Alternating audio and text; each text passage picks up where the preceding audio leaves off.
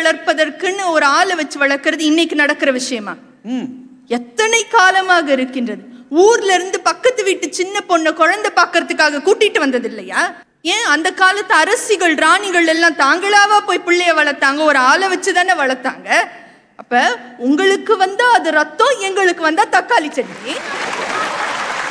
நடுவர் அவர்களே, வீட்டுக்குள்ளேயே இருக்கின்ற ஒரு பெண் சிறந்த அம்மாவாக இருப்பாளா, இல்லனா வெளியுலகம் பார்த்து ஆபீஸ் வேலை என்று வெளியுலகத்தை பார்த்து ஒரு பெண் தன்னுடைய பிள்ளையை மிகச்சிறப்பாக வளர்ப்பாளா?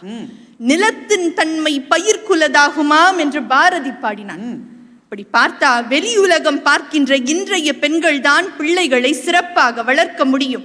அன்றைய அம்மாக்களை நாங்கள் குறை சொல்லவில்லை, அவர்கள் தியாகிகள், மெழுகுவர்த்தியாக உருகினார்கள் பிள்ளைகளுக்கு.